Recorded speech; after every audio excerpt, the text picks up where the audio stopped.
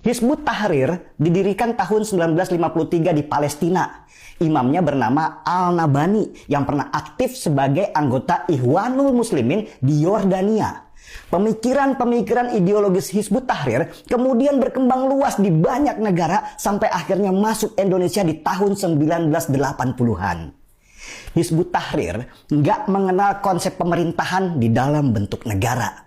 Mereka menganut sistem pemerintahan khilafah Islamiyah atau pemerintahan satu negara di seluruh dunia di bawah panji agama. Karena itu mereka ingin memporak-porandakan sistem pemerintahan yang ada sekarang ini. Hizbut Tahrir selalu berbicara tentang perwujudan kekhilafahan tanpa kekerasan. Tetapi jejak mereka di seluruh dunia berbicara kalau Hizbut Tahrir menyusup kemana-mana, mulai dari dunia pendidikan, pemerintahan, sampai militer. Betul apa yang disampaikan oleh Bang Denny Siregar. Karena hal ini sudah terjadi kemarin di Bogor. Ada oknum-oknum yang melarang ibadah Natal, dan di situ ada anggota Polri dan juga anggota TNI, tapi kok diam-diam. Apa yang disampaikan oleh Bang Denny Siregar ini sudah terjadi di Indonesia. Contoh kemarin di Bogor. Jadi saya minta Pak Kapolri dan juga Pak Presiden, Pak Panglima TNI, tolong basmikan ormas-ormas terlarang ini. Karena otak-otak mereka sehingga terjadi larang beribadah, larang mendirikan rumah ibadah, sudah terjadi di Indonesia.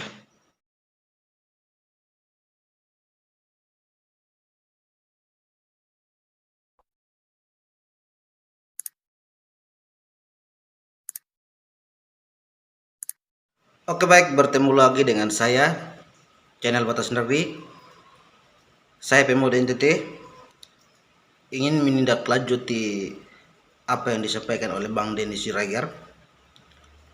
Dan apa yang sudah disampaikan oleh Bang Denny Siregar ini sudah terjadi di Indonesia tercinta kita. Seperti kemarin yang terjadi di Bogor, di Cianjur. Di Bogor itu saya sesalkan di sini ada anggota Polri, ada anggota TNI yang berada di TKP. Tapi kok hanya diam-diam saja. Itu hal kecil yang mereka sudah racuni dengan otak-otak ormas terlarang ini. Karena itu saya minta Pak Presiden Jokowi, Pak Panglima TNI, Pak Kapolri, tolong hati-hati. Karena otak-otak ormas terlarang ini, visi misi mereka bertentangan dengan Pancasila dan juga undang-undang. Mereka ingin menjadikan negara ini negara muslim. Sehingga ada larangan membangun rumah ibadah, larangan beribadah. Yang terjadi di Indonesia sekarang hal-hal seperti ini. Jadi tolong Pak Presiden perintahkan Kapolri, perintahkan Panglima TNI untuk basmikan ormas-ormas terlarang ini. Yang kedua, kemarin di Cianjur. Dan yang saya sesalkan di sini, Kapolresnya membenarkan ormas-ormas untuk melarang bantuan dari gerejawi, yaitu tidak usah menggunakan logo gereja. Nah, saya amati di sini bahwa ormas atau otak-otak ormas HTI yang sudah meracuni anggota-anggota Polri, sehingga ada oknum-oknum yang membenarkan perbuatan yang tidak terpuji.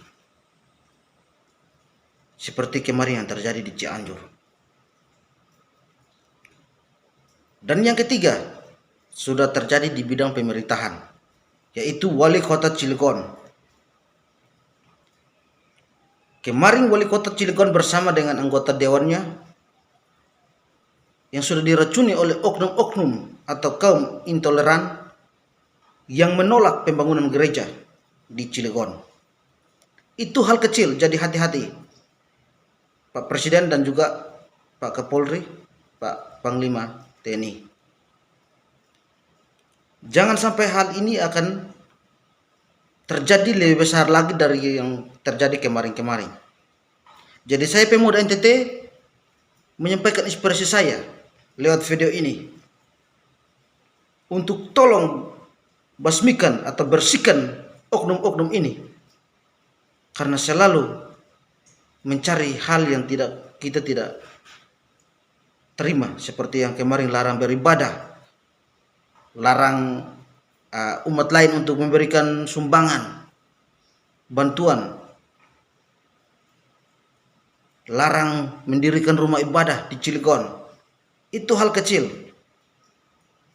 Jadi apa yang disampaikan oleh Bang Denny Siregar ini sudah terjadi. Walaupun dengan hal kecil kita tidak sadar, tapi suatu ketika dia akan membesar.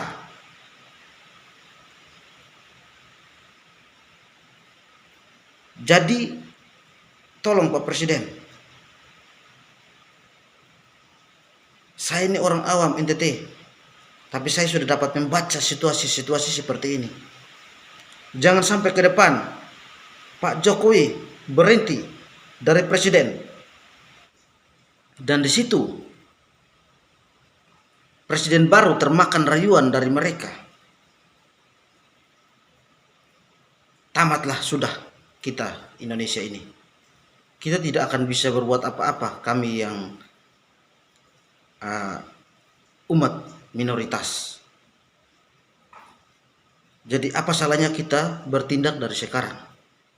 Karena misi mereka ini misinya bertentangan sekali dengan Pancasila, bertentangan sekali dengan undang-undang, sehingga saya berani berbicara di sini.